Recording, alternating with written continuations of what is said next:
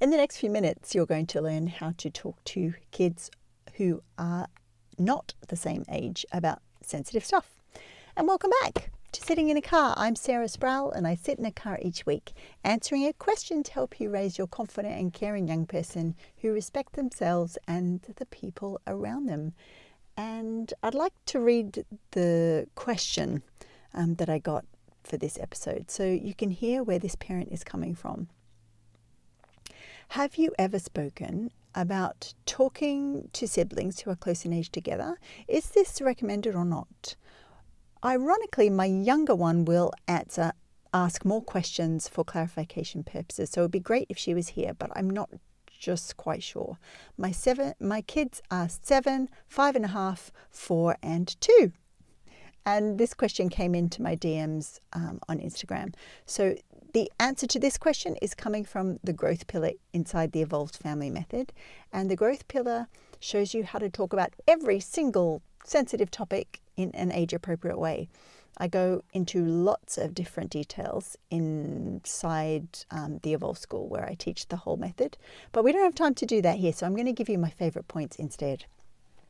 What you may do if you have this question is remember the feelings you had when an adult started a conversation with you about something sensitive, if they did at all, in fact, because so many parents that I work with were just given a book or told that, you can ask me anything, you know that, right? And you probably want your kid to have a different experience to that growing up. And you probably might be researching around for the right way to start a conversation because you want to make sure you do it exactly right? You might be asking other parents what they're doing, and perhaps a lot of people report this actually, that there is a huge variety of opinions from other parents on this topic. You may be focused on making sure your kid isn't afraid or worried by the information you want to tell them. That's another reaction to this situation too, because most of us weren't brought up seeing examples of conversations like this in families, and so we are searching for the right rules about how to do this part of parenting now that we're parents ourselves. And if you're like me, you're thinking that making mistakes about sensitive conversations could be even worse than other parenting mistakes you might make. So you might be feeling uber cautious about starting conversations or answering questions, particularly when there are kids of different ages all in the same place. So what I've learned when parents and other caring adults are reacting like I just described when they've got kids of different ages, it's a sign that they're parenting like a tongue-tied parent. Now, a tongue-tied parent usually feels excessively cautious and worried about getting things wrong, and maybe, therefore, not creating opportunities to show kids that conversations about sensitive stuff are welcome in the family.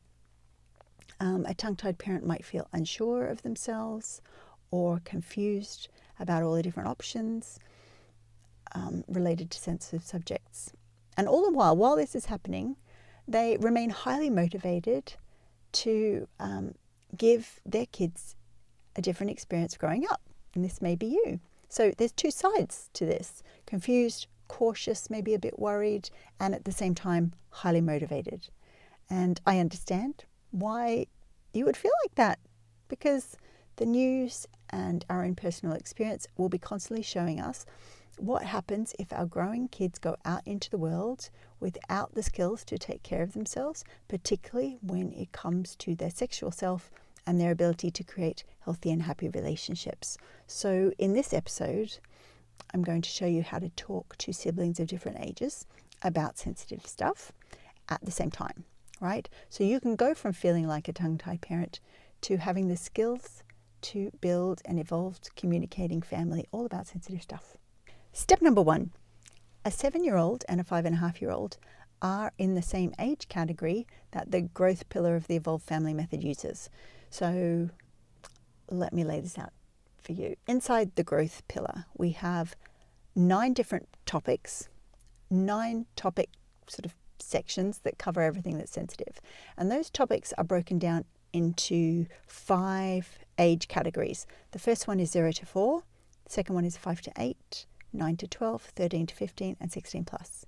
So you'll see that 5.5 and 7 are in the same category. So our sensitive conversation at home can mirror the same method that schools teach subjects with too. So think about this for a minute. In the Irish school system, that's the one I know, at all the different age levels, children learn maths skills from the moment they come into junior infants or their first year of primary school, all the way up through to 6th class. They learn adding, subtracting, and slowly increase the complexity on it and the amount of it over time. And in the same way, you can use that layering strategy, which is essentially what it is. We're building the groundwork of maths and slowly working up in complexity. So we build the groundwork of conversations about sensitive things and slowly increasing complexity. Complexity of topics. Here's an everyday example of layering that's got nothing to do with conversations about sensitive stuff, right? When we have small kids, particularly here in Ireland, because the weather can actually be rainy and quite windy, part of leaving the house would be putting on coats. Now, my kids are all 2 years apart. So when they were smaller and we'd be trying to get out of the house, we'd be all at the front door. In fact, I'm picturing it just now, the chaos of it. It still makes my heart go, oh, that was so hard to get out of the house. Anyway, it would take us ages. So putting on the coat, my youngest kid would need lots of practical physical help. The middle child would need verbal prompts and reminders and encouragement. And then the older child would be able to do it on their own, right? So that's an example of layering. The coat is the topic, but each child, depending on their age, got different support, whether that was words or physical help or needing more time to do something. So inside sensitive conversations, the topic remains the same no matter how old our kid is, right? For every single age kid, we are either creating a foundation for that topic or talking to them in more detail about it. But depending on what age they are will depend on the words we use, the detail we go into, how often we talk about it. Step number 2, sometimes it's easier to start having a conversation about something sensitive with a younger child. And this is counterintuitive. Most adults I talk to that aren't part of the sitting in a car community will assume that they should be talking to older children first. But actually, it's easier to start with a younger child. They have no preconceived ideas. They haven't picked up any embarrassment yet. And they haven't gone through what I call the squick factor.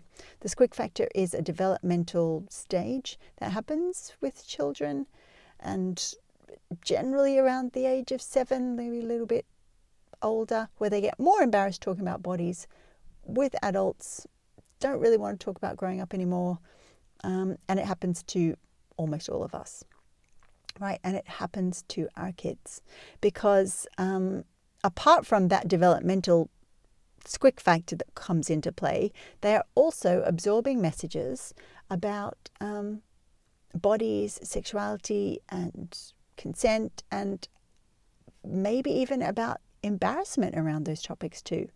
So the squick factor is one reason why it's going to be easier to talk to younger kids. The second reason is that our kids will be constantly observing super secret messages from the world around them that shape their attitude about their body, their sexuality, about consent, about all sensitive things. So for example, I remember many, many years ago wanting to have a conversation with one or two of my kids about the fact that you could see naked people on the internet, right? And the eldest child was not having a bar of that. They did not want to talk about that with me. Embarrassment, and walked straight out of the room. But my younger kid, super interested. What's going on here? What are you telling me about? So it was really easy to have that conversation with them. I could hear the older child listening at the door of the room when I was talking to the younger sibling. And younger kids, they're just easier. It's simpler.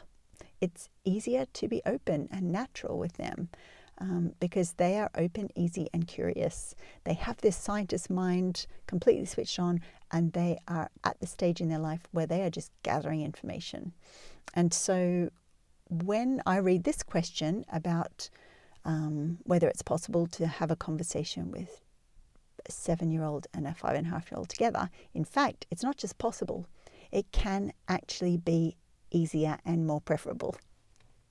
Point number 3, what do you do with other conversations that help your 2 kids that are close in age? For example, table manners.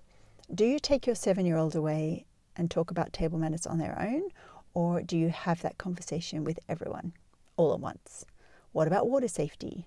What about running beside the pool? Those conversations. Do you have those conversations all at once? I would suggest you probably do. I certainly did. What about washing bodies in the bath? If your kids are bathing together, do you have a conversation about how to wash your body all together? Maybe you do, maybe you don't. But what I notice is there are lots of other conversations that our child and children need to have with us on an ongoing basis that teach them about themselves and how to keep them safe, that we do with all different ages of children all together. So usually in situations like this, if our younger kid loses interest, that's absolutely okay. Maybe it means that our words are too complex and we need to talk to them about the content or the topic at a different time. And that's absolutely okay. We can revisit it later with simple words. So if you are able to have conversations with kids of different ages that are not related to sensitive stuff, then you can have conversations about sensitive stuff together too. So there you go. You've just learned how to talk to siblings that are close in age about something sensitive together. But this information doesn't do you much good if you don't have the skills to manage your feelings of embarrassment, awkwardness, hesitation around sensitive topics. And we talk a lot about that inside the courage pillar of the Evolved Family Method.